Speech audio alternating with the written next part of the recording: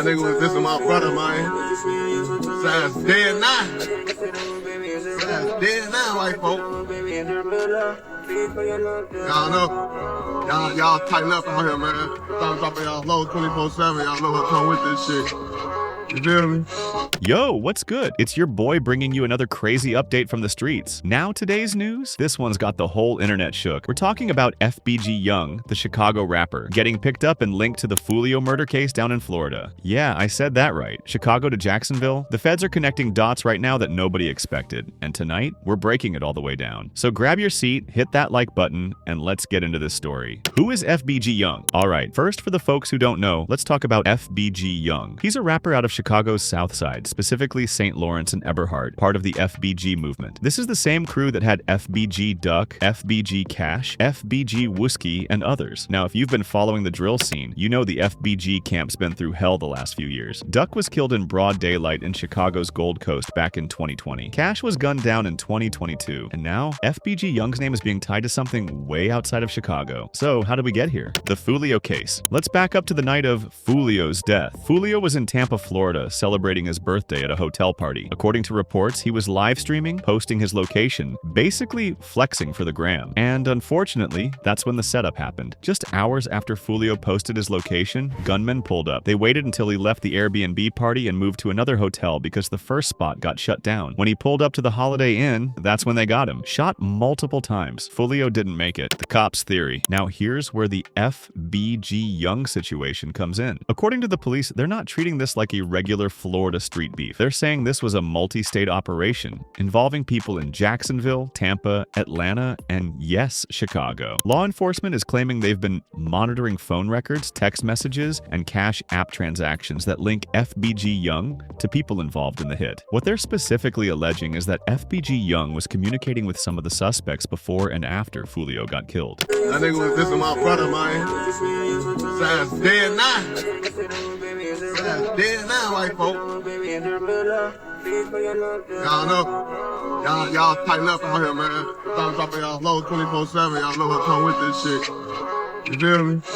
What exactly did FBG Young do? Now let's be real. Did FBG Young actually pull the trigger? Nah, cops aren't saying he was physically there, but they're accusing him of playing a role behind the scenes. The reports say there were phone calls made between Young and certain Jacksonville individuals the same night Foolio was killed. Some of the conversations, according to law enforcement, involved talking about Foolio's whereabouts, connections to the hotel location, and potential payments for the setup. And get this, there's even rumors that cash was sent electronically to some of the shooters after the hit went down. Now, whether that's true, that's going to come out in court, but the cops are claiming FBG Young helped coordinate, fund, or at least communicate about the situation, making him part of a conspiracy to commit murder. Why would FBG Young be involved? So the next question is why? Why would a Chicago rapper like FBG Young care about Foolio? Well, if you look at the drill culture and disrespect going on in rap right now, it actually starts to make a little bit of sense. Not saying it's right, but it's part of the game they're playing. Foolio was known for disrespecting dead ops, not just in Florida, but nationwide. In multiple songs, Foolio referenced the FBG crew, even mentioning FBG Duck's death, which made waves in Chicago. Some people in the streets believe this beef went national, with Foolio dissing both Jacksonville and Chicago names, and that could have made him a target far outside his city. The feds step in? Rico vibes? Right now, the police are talking about federal involvement. They're not just treating this like a local murder. They're looking at it as a criminal enterprise case, maybe even RICO-level charges. If they can prove people from different states conspired together to commit murder, that's conspiracy across state lines, and the feds love to jump in on that. This could lead to federal indictments, not just state charges. And once the feds get involved, they don't come to play. They come with a 95% conviction rate. What's FBG Young saying? So far, FBG Young's legal team is denying everything. His lawyer said in a statement that Young is being targeted unfairly and that he had nothing to do with Foolio's murder. According to the defense, just because somebody talks to someone on the phone doesn't mean they're part of a crime. They're also claiming that the cops don't have enough solid evidence, and they're just trying to grab big names to make headlines and build pressure. Reactions from the streets. The streets are reacting in all kinds of ways to this. Some people are saying this ain't even Young's beef. He had no business getting involved, and this is a setup from the feds. Others are saying, nah, this is the game they chose. When you diss the dead and move reckless, things come back around. Either way, this situation is bigger than just Foolio's murder now. It's turning into a case that could involve multiple cities, multiple rappers, and federal law enforcement. What happens next? Right now, now, FBG Young is sitting in lockup with no bond. His next court date is coming up in a few weeks, and the feds are reportedly preparing more evidence. We don't know yet if other rappers are going to get pulled into this case, but from the way it's sounding, more names could be coming. But look, I want to know what y'all think about this. Do you believe the cops really have something on FBG Young? Or is this just the feds trying to tie Chicago and Jacksonville together for a bigger case? Drop your thoughts in the comments. And if you rock with real updates, hip-hop news, and street stories, make sure you like, subscribe, and turn on notifications so you don't miss the next video. I'll be keeping y'all posted as this story develops. Stay safe, stay smart, peace. Foolio's death impacted one person the most, his mother, Sandrias. I was affected by it.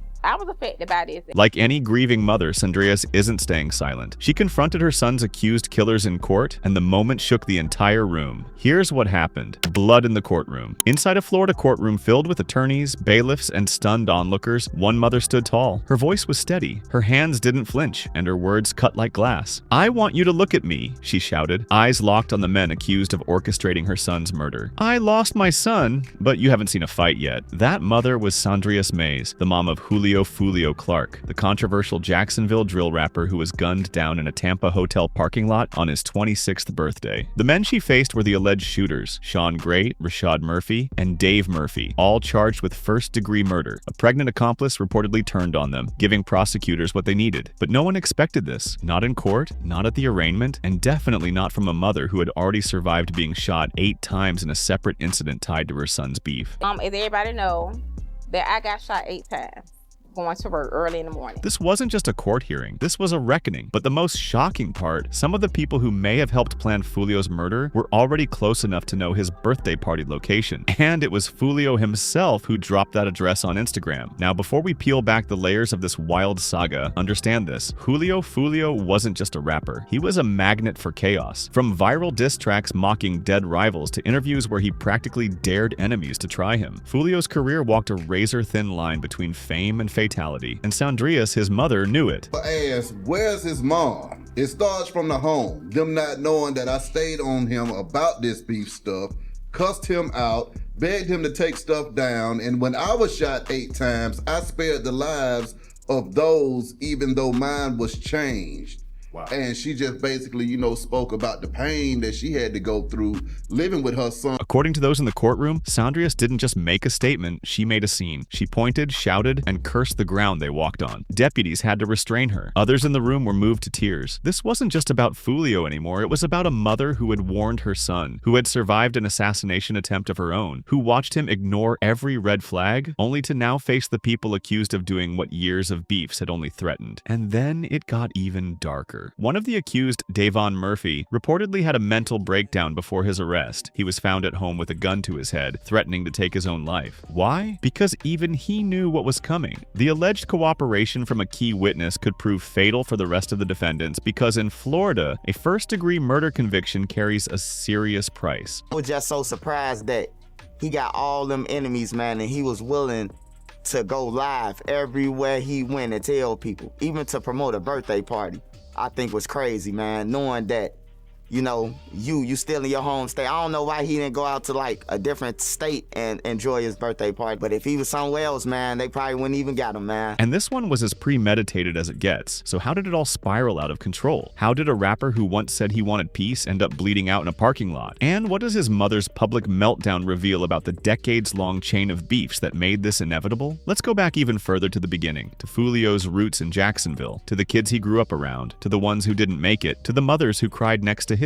Because to understand the chaos inside that courtroom, you've got to understand the chaos outside of it. Jacksonville isn't just a city, it's a battleground. Since the early 2000s and 10s, rival crews have turned entire blocks into death zones. KTA, ATK, Northside, Southside, Hilltop, Avenue B. Names that sound meaningless unless you've lost someone to them. Foolio, real name Charles Jones, was raised in this tension. He wasn't born a menace, he was made one. From sports and Sunday service to guns and gang ties, the shift happened fast. fast. He survived previous shootings. His godbrothers died. By 17, he was rapping about the dead and dancing on the graves of rivals. The music industry ate it up. Foolio's rise to fame was fueled by his most controversial trait, disrespect. The rapper's most streamed songs were also his most morbid. Tracks like When I See You and Bibby Story weren't just diss records, they were digital eulogies written in sarcasm. His lyrics didn't just name names, they painted crime scenes, laughed at headshots, taunted grieving mothers. His music became a provocation, an open invitation for revenge, and Sandrias Mays hated every second of it. This wasn't just artistic expression, it was blood currency, and eventually someone came to collect. On July 22, 2024, Foolio celebrated his 26th birthday in Tampa. It was supposed to be a private event. Instead, it became an execution. The rapper, just hours into his birthday, was ambushed in the parking lot of a Holiday Inn. Surveillance footage showed men getting into formation before unleashing gunfire. The car he was riding in sped off. 3 others were hit. He was pronounced dead at the scene. In court, the suspects barely blinked, but Sandrias, Foolio's mom, blinked. She blinked through tears. This wasn't just about Foolio. This was about a community she watched die in slow motion. This was about seeing the same young men who once played in her backyard now staring her down in a courtroom. This was about betrayal, because according to sources, at least one of the suspects had been in her house before, might have eaten her food, might have laughed at her son's jokes, and then they killed him. The outburst in court wasn't just emotion, it was declaration. And that declaration will hang over the trial like a shadow, because Sandrias isn't backing down. She's working on a documentary, one that tells the story from her eyes. His mother, you know, she released a statement saying that she wanted to do a documentary on her son and just kind of clearing the air and letting people know what she stood with his whole passing in his life and his legacy. And she said, you know, it's the story that only I can tell because I know the truth from the fakes.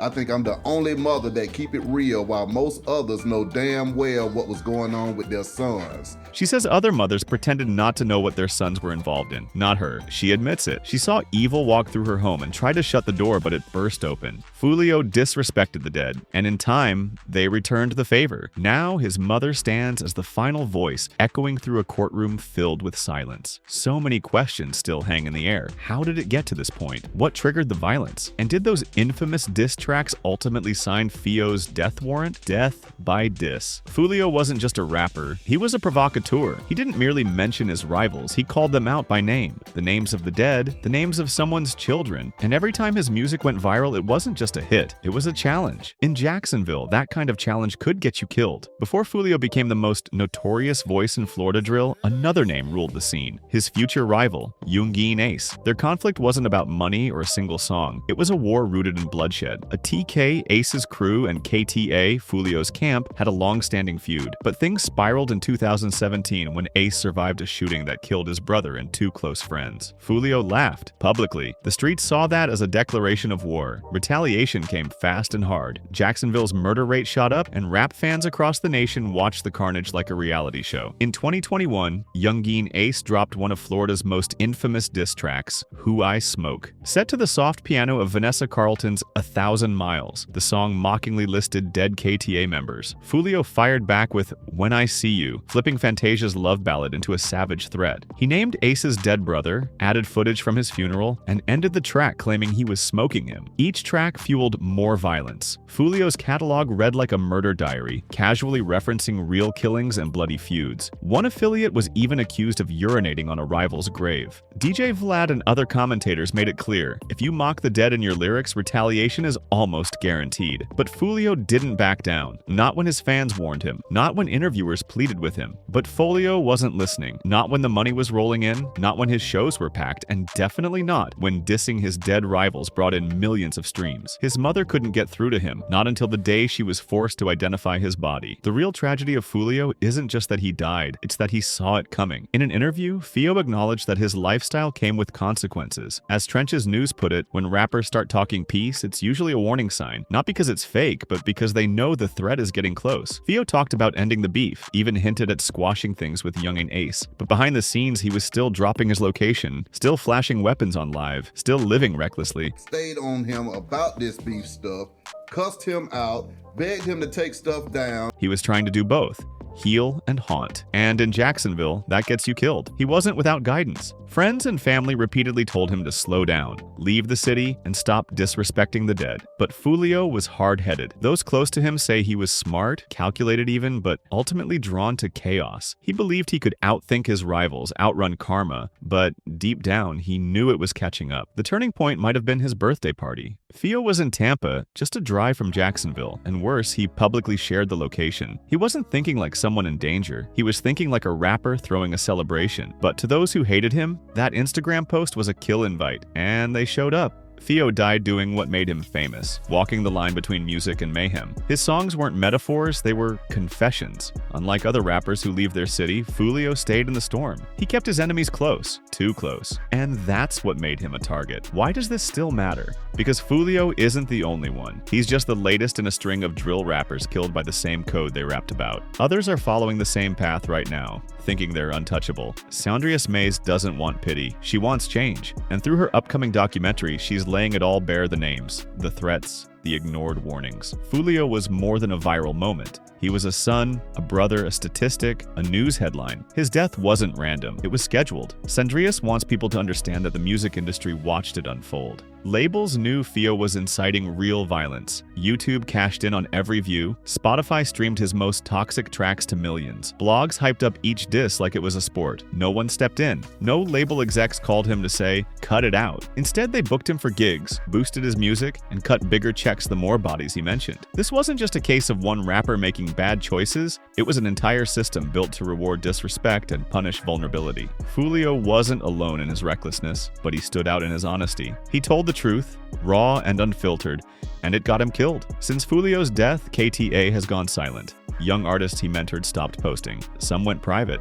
A few deleted songs. Rumors are flying that more indictments may be coming. Even ATK members have gone quiet. Yoonjin Ace, usually vocal, hasn't made any public statement mocking Foolio's death. People are wondering, did things finally go too far? Whether it's fear of RICO charges or real remorse, Jacksonville's rap scene has gone still, and that silence says everything. One of the most tragic elements of this entire story isn't just the young artists dying, it's the mothers left to bury them. Sandria says she doesn't blame them. She understands. When your child is in the streets, your control only goes so far. But now she wants more mothers to speak before it's too late. Drill rap isn't disappearing. The culture isn't vanishing overnight. But Foolio's story is a signal to anyone in that world. This road ends one of two ways: dead or behind bars. Sandrius is making sure that message rings loud and clear. She lost her son, but she won't let his legacy be reduced to a diss track, a headline, or a mugshot. She's using her pain like a megaphone. Every interview, every post, every appearance, she's making sure Foolio's death means something. When she couldn't hold it in anymore, she exploded in court. It was supposed to be a typical arraignment. 3 men, handcuffed, walked into a courtroom full of cameras and reporters ready to scribble forgettable quotes. But what happened in that Florida courtroom wasn't normal. It was unforgettable. What started as routine became a scene of heartbreak, fury, and a mother who couldn't stay silent. Sandrius Mays had been composed throughout the hearing, no blinking, lips tight. But when the prosecutors read the formal charges, first-degree murder, conspiracy to commit murder, aggravated battery, something snapped. She screamed, "You took my baby. I hope they fry. I hope they rot." The room went silent. Even the suspects looked over. One of them allegedly smirked. That's when she lunged. Bailiffs held her back. Her family wept. The judge slammed the gavel, shouting for order. But Sandrius wasn't there to be quiet. She wanted justice, and she wasn't going to whisper for it. The 3 men charged Sean Guy, Davon Murphy, and Rashad Murphy weren't caught by luck. Prosecutors presented a mountain of evidence. Surveillance footage from the Holiday Inn, cell tower data, license plate reader records, witness statements, and the biggest twist, a 4th suspect, a woman. Not only was she allegedly part of the planning and shooting, she was also pregnant at the time. Now she's cooperating with law enforcement. Her testimony could dismantle the entire defense. Her cooperation also raises a new question. How far does this conspiracy go? Court records suggest the suspects had knowledge of Foolio's movements before the party. How? Through social media? Direct messages? Someone from inside Theo's own circle? That possibility has many convinced his death wasn't just a spur-of-the-moment ambush, it was a setup, a calculated takedown. That makes Sandrius' outburst even more understandable. Observers noted how cold the courtroom felt. As Sandrius cried out, restrained by officers, tears streaming, prosecutors kept reading. The judge asked for calm. and the accused sat motionless. It was like the system designed to deliver justice had forgotten how to feel. But the public didn't forget. Hours after the outburst, clips went viral. Millions watched. Thousands commented. Some called Sandrias a hero. Others said she broke courtroom decorum. But all agreed this was the sound of a mother who'd buried too many sons. And that sound,